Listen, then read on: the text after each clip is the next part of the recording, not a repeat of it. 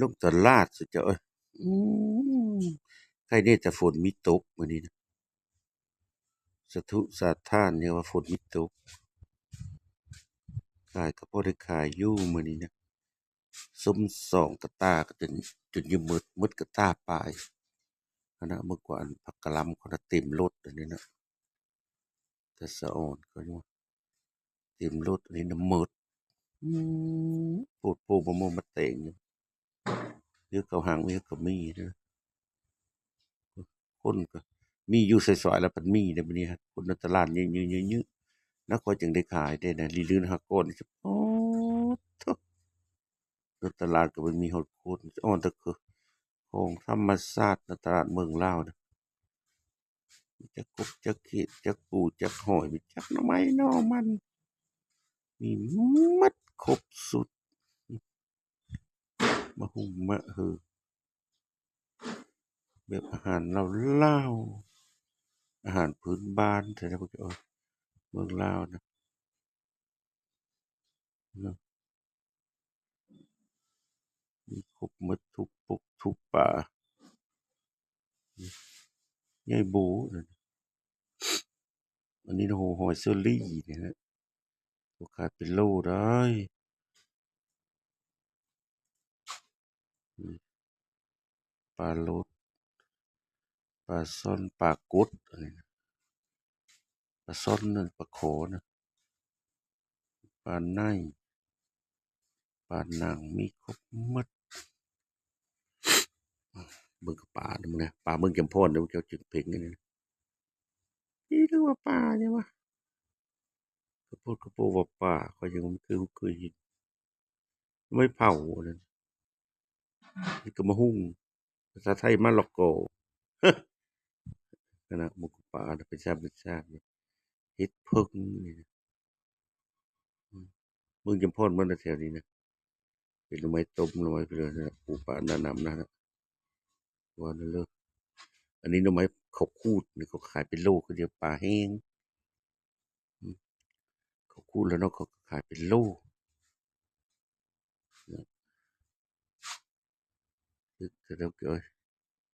เฮ็ดขมเฮ็ดหวายไข่เป็ดไข่ไก่ข้าวสารกระตังสำราญนั่นน่ะอันนั้นเลยจ้ะ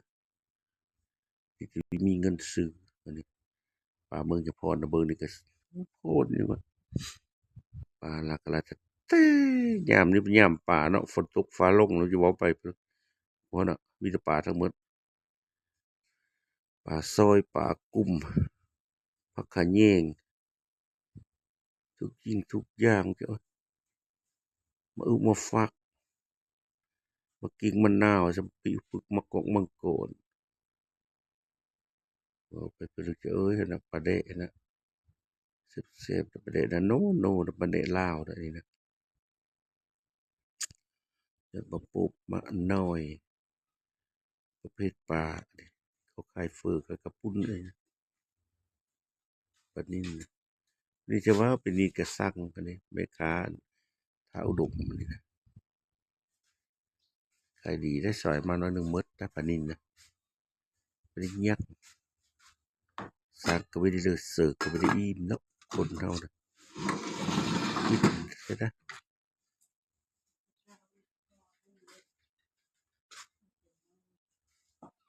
โอ้ยมื้อเช้านี่น่ะซื้อลูกไม้เกษตรแหน่กับหน่อไม้ไหลแหน่ป่นดีมาแกงมื้อเช้านี่นะเอาไปเพิ่นบักวิดนั่นน่ะบักวิด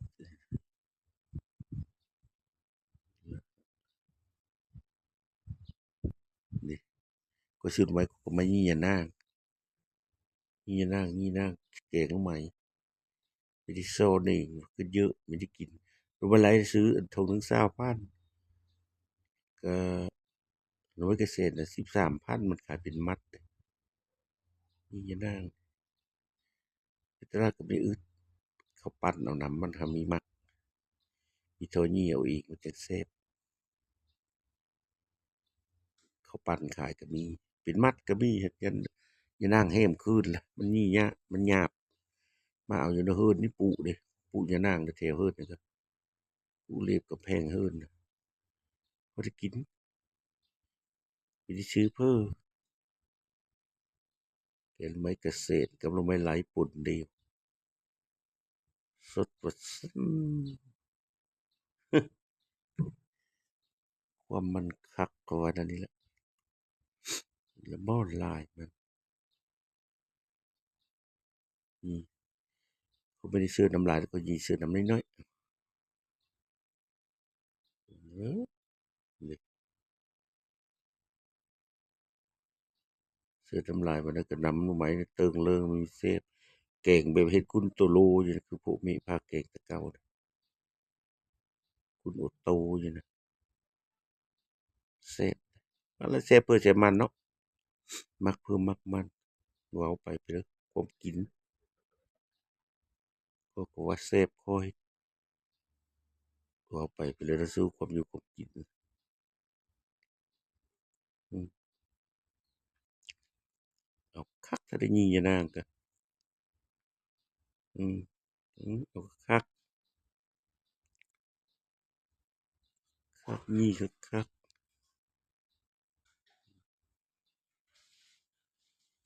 เซอไปเลยเฮายะนางปิดไม้เฮายี่ก็สำบายกันอยู่ในตลาดเฮาซื้อก็บางเทื่อก็เขาปิดหลายคืนมันก็ยากเด้เจ็บมืออันนี้ก็ได้ปิดเอามาแต่คือมันนั่นก็ยี่โลดสำบายนั่นนะเจ้าพอแล้วอย่างงี้หลายน้ำขี้ไข้มือโอ้แล้วนี่สิชื่องี้กระเดาเอาแต่เอาว่าโพดโพมะม่วงมะเตะ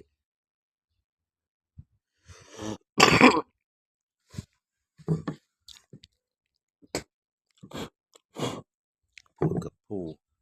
ไอ้เตะเนาะกินน้ำยานางน่ะเป็นยาเด้อมันก็เอิ้นเป็นยาเด้อน้ำยานางอย่าว่ามันเป็นยาเด้อเจ้าเอ้ยเออก็ฟังซื่อๆมันก็ยานางยานางยานางเป็นยายาโปรลำไส้เว้าไปเด้อ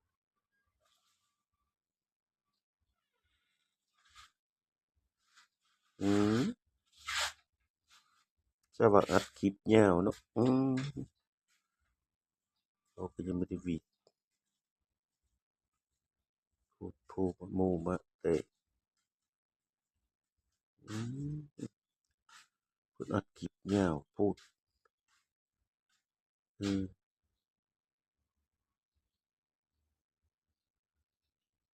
อัดคลิปยาวโพดเจ้านะอย่าว่าแต่ไม่เห็นแกงหน่อไม้ซับได้ต้มแล้วนี่หน่อไม้ไว้เกษตรก็ไม่ละน้อยหลายปุ่นเดียวเด้ไว้เกษตรแล้วน้อยๆนั่นเด้หน่อไม้ไหลตอนยือๆน่ะ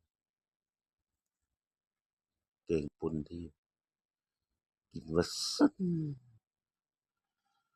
หน้าท้องอึ้งลึง